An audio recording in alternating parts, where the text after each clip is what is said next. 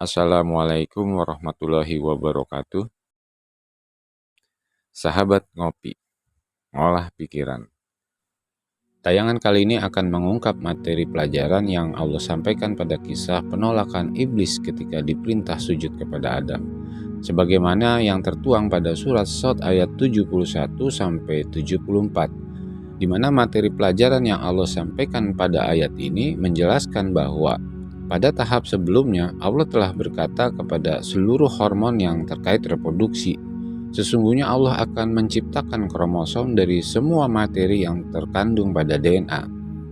Tentunya penciptaan manusia dari tanah dengan pengertian tanah yang sesungguhnya tidak akan pernah terjangkau oleh ilmu pengetahuan manusia sampai kapanpun.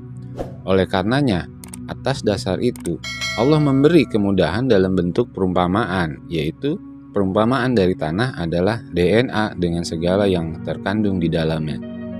Dan penentuan perumpamaan ini telah melewati proses pengamatan dan pembuktian yang panjang hingga ke akhir kisahnya.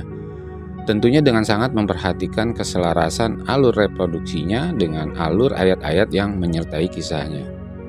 Nah, setelah surat Shad ayat 71 menerangkan tentang penciptaan kromosom dari segala yang ada terkandung pada DNA, mari kita lanjutkan ayat berikutnya, yaitu surat Shad ayat 72. Pada awal ayat 72 ini, materi pelajaran yang Allah sampaikan menjelaskan bahwa oosit primer fase istirahat masih harus menjalani penyempurnaan, agar oosit primer fase istirahat ini menjadi oosit sekunder melalui pembelahan meiosis lanjutan 1. Sebagai keterangan, dalam bahasa sehari-hari, kita menyebut sel telur adalah sel telur. Padahal tidak demikian, setiap sel telur mengalami pertumbuhan untuk mencapai kematangannya. Dan pada tiap fase yang dilaluinya itu, sel telur memiliki nama atau sebutannya sendiri untuk menandakan tingkat kematangannya.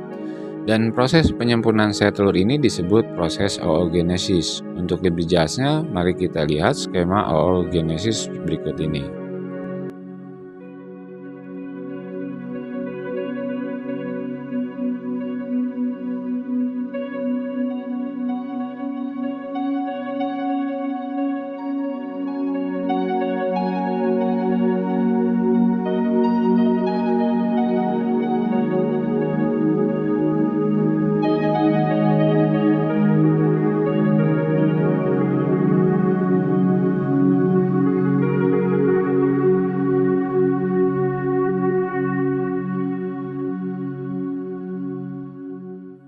Dari skema ini terlihat sel telur yang dipersiapkan untuk masa subur berikutnya masih berupa oosit primer fase istirahat. Jadi, materi pelajaran pada kalimat "maka apabila telah kusempurnakan kejadiannya" menjelaskan bahwa saat itu oosit primer fase istirahat masih harus menjalani penyempurnaan agar oosit primer fase istirahat ini menjadi oosit sekunder melalui pembelahan meiosis lanjutan 1. Lalu kelanjutan dari ayat 72 itu mengatakan, "Dan kutiupkan kepadanya ruh ciptaanku." Materi pelajaran pada kalimat ayat ini menjelaskan bahwa Allah memberi kemampuan mensekresikan hormon reproduksinya kepada fungsi otak hipotalamus untuk memicu atau mengaktifkan atau menghidupkan seluruh rangkaian penghasil hormon reproduksi, yaitu kelenjar hipofisis dan folikel ovarium. Untuk pematangan folikel yang di dalamnya terdapat sel telur, yang mana di dalam sel telur itu terdapat kromosom. Sebagai keterangan, penjelasan ruh di sini tidak mengartikan ruh yang sesungguhnya, tapi ruh dalam pengertian menghidupkan sesuatu yang dihinggapinya. Hal ini tercermin pada fungsi otak hipotalamus sebagai pengendali sistem reproduksi yang memicu atau mengaktifkan atau menghidupkan seluruh proses reproduksi. Lalu kelanjutan ayatnya mengatakan, "Hendaklah kamu bersyukur dengan bersujud kepadanya." Materi pelajaran pada kalimat ayat ini menjelaskan bahwa setelah kelenjar hipofisis menerima hormon hasil sekresi otak hipotalamus, hendaklah kelenjar hipofisis menampakkan nikmatnya atau berterima kasih dengan cara memproduksi hormon FSH dan meluncurkannya ke folikel untuk mematangkan folikel, agar folikel matang ini tunduk sebagai penghasil hormon estrogen dan turut mematangkan sel telur di dalamnya. Kemudian materi pelajaran pada ayat berikutnya yaitu ayat 73 dan ayat 74 menjelaskan bahwa seluruh hormon reproduksi yaitu hormon JNRH yang berasal dari otak hipotalamus, hormon FSH dan LH yang berasal dari hipofisis, dan hormon estrogen yang berasal dari folikel, semua tunduk kepada proses persiapan masa subur, pematangan folikel, dan pematangan sel telur. Kecuali hormon progesteron. Hormon ini tidak terlibat pada proses persiapan masa subur dan bersembunyi atau menutup diri dari proses persiapan masa subur. Sebagai keterangan, menurut arti bahasa, kafir artinya bersembunyi atau menutup diri, dan iblis dalam uraian ini adalah iblis dalam bentuk perumpamaan, yang sifat dan karakter iblis pada kisah ini memiliki kesamaan dengan fungsi dan keberadaan hormon progesteron. Jadi bukan berarti iblis itu adalah hormon progesteron ataupun sebaliknya. Dan perumpamaan peran hormon progesteron sebagai iblis dalam kisah ini tentunya harus selaras dengan ayat-ayat berikutnya hingga ke akhir kisahnya. Dan untuk memastikan apakah terjadi kejanggalan atau terlihat seperti dipaksakan, mari kita telusuri lebih lanjut pembahasan selanjutnya, yaitu surat Shot ayat 75, di mana materi pelajaran yang terkandung pada ayat ini menjelaskan bahwa hormon progesteron tidak terlibat pada proses persiapan dan pematangan yang terjadi pada kedua ovarium. Apakah hormon progesteron merasa lebih unggul? Ataukah hormon progesteron merasa termasuk hormon yang dihasilkan setelah sel telur dilepas dari folikel? Nah, sahabat ngopi, terlihat pada uraian penjelasan ini, perumpamaan dari kalimat kedua tanganku yaitu kedua ovarium. Hal ini berkaitan dengan letak kedua ovarium itu seperti dua buah tangan di samping kanan dan kiri badan rahim. Atas kesamaan ini, maka perumpamaan dari kalimat kedua tanganku yaitu dua buah ovarium. Mari kita lanjutkan pembahasan pada ayat selanjutnya yaitu surat Shot ayat 76, di mana materi pelajaran yang Allah sampaikan pada ayat ini menjelaskan bahwa hormon progesteron adalah hormon yang berbeda dengan hormon reproduksi lainnya dan bahkan berbeda dengan kromosom. Sebagai keterangan, ayat ini menjelaskan bahwa hormon progesteron tidak mau bersujud karena hormon progesteron adalah hormon yang diproduksi setelah sel telur dilepas dari folikel. Sehingga seperti yang dijelaskan ayat 73 dan ayat 74 sebelumnya, bahwa hormon progesteron memang tidak terlibat pada proses persiapan masa subur. Dan menurut ilmu biologi, setelah folikel pecah dan melepas sel telur, lalu folikel berubah menjadi korpus luteum. Perubahan folikel menjadi korpus luteum ini dipengaruhi oleh hormon LH. Nah, hormon LH ini bersifat memacu atau memanaskan atau membakar pematangan folikel agar menjadi korpus luteum, sehingga korpus luteum bisa menghasilkan hormon progesteron. Maka pada potongan ayat 76 selanjutnya yang mengatakan, karena engkau ciptakan aku dari api, sedangkan dia engkau ciptakan dari tanah, materi pelajaran yang Allah sampaikan pada bagian ayat ini menjelaskan bahwa hormon progesteron adalah hormon yang dihasilkan dari korpus luteum, yang mana korpus luteum adalah hasil dari pembakaran atau pematangan folikel ovarium, sedangkan kromosom di dalam sel telur yang awalnya juga berada pada folikel ovarium terbentuk dari molekul-molekul DNA. Nah, sahabat ngopi, ayat 77 berikut ini menyimpan materi pelajaran yang menjelaskan bahwa setelah korpus luteum memproduksi hormon progesteron, lalu diluncurkanlah hormon progesteron dari korpus luteum ovarium.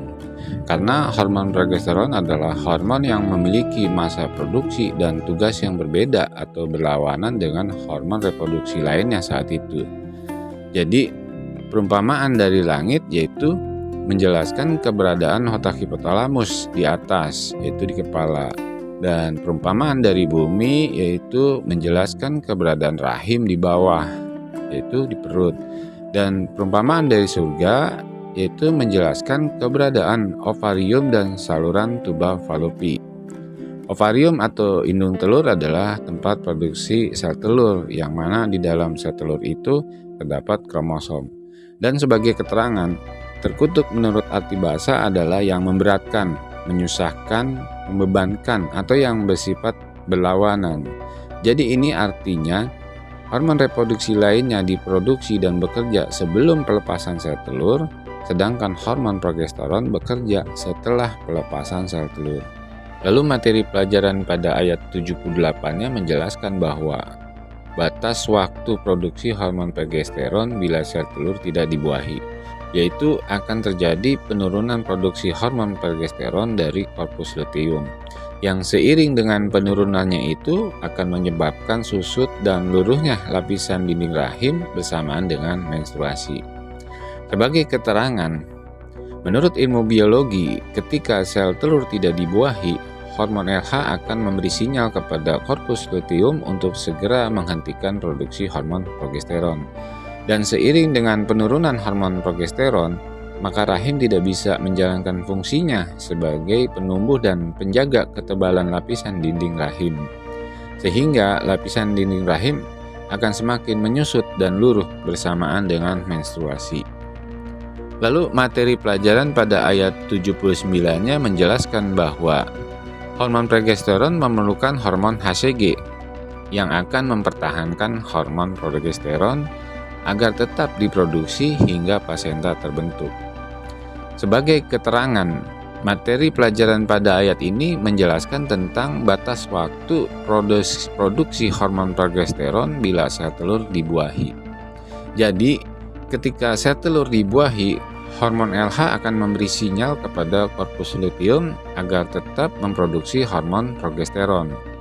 Namun, suplai hormon LH akan tetap mengalami penurunan dan korpus luteum akan berubah menjadi korpus albikan yang kemudian mati dan menghilang sebelum plasenta terbentuk utuh. Sementara, fungsi hormon progesteron sebagai penjaga ketebalan lapisan dinding rahim sangat dibutuhkan oleh sel telur yang telah dibuahi. Nah, agar hormon progesteron tetap diproduksi oleh korpus luteum, maka sel trofoblast, yaitu sel pada lapisan tepi luar sel telur yang dibuahi itu, akan mengeluarkan hormon HCG, Human Chorionic Gonadotropin. Dan kerja hormon HCG ini mirip dengan hormon LH. Lalu materi pelajaran pada ayat 80 dan ayat 81 surat Shot menjelaskan bahwa setelah plasenta terbentuk, korpus luteum akhirnya menjadi korpus albikan dan benar-benar menghilang. Kemudian plasenta mengambil alih produksi hormon progesteron dan hormon lainnya yang dibutuhkan janin, sampai kehamilan memasuki tahap persalinan. Kemudian materi pelajaran pada ayat 82-nya menjelaskan bahwa demi kehamilan yang berada di bawah kekuasaanmu, hormon progesteron akan mempengaruhi hormon estrogen dan hormon FSH dengan cara menekan suplai hormon estrogen agar tidak memicu terjadinya kontraksi rahim dan tetap berfungsi sebagai penguat dinding rahim pada masa kehamilan. Sebagai keterangan, dengan ditekannya suplai hormon estrogen oleh hormon progesteron, maka akan berakibat pada menurunnya suplai hormon FSH. Dan dengan menurunnya suplai hormon FSH, maka hormon FSH tidak lagi mempengaruhi folikel ovarium lainnya untuk menjadi dominan dan matang.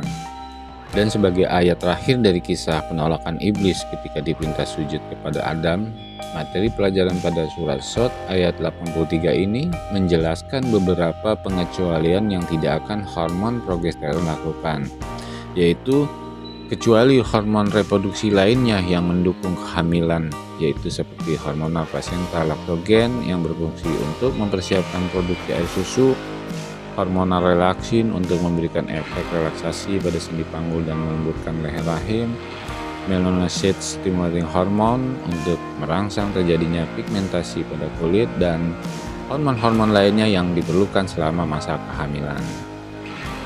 Begitu sempurna, kesamaan demi kesamaan mengalir apa adanya, dan sampai sejauh ini kecocokan ayat-ayatnya dengan proses reproduksi semakin menguatkan bahwa Al-Quran bukan sekedar catatan sejarah kisah para pengemban risalahnya semata, Tapi sungguh di dalamnya terdapat materi pelajaran dari Allah yang Allah sampaikan sebagai bukti bahwa Allah Maha mengetahui seluruh detail proses penciptaan manusia di dalam kandungan. Dan hal ini pun layak kita jadikan sebagai bahan renungan bersama, di mana ternyata tulisan ayat-ayat Allah itu hidup bersemayam di dalam tubuh ini. Maka tidak ada satu alasan pun bagi umat manusia untuk saling menyakiti dan menganiaya manusia lainnya. Sahabat ngopi, mari saling memaklumi, saling memahami, dan saling memaafkan. Semoga tayangan ini bermanfaat dan turut memberikan sumbangsi jawaban dari pertanyaan-pertanyaan yang terkait dengan isi tayangannya.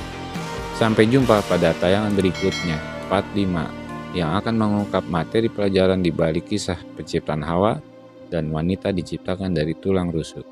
Akhir kata, kepada seluruh sahabat ngopi, wassalamualaikum warahmatullahi wabarakatuh.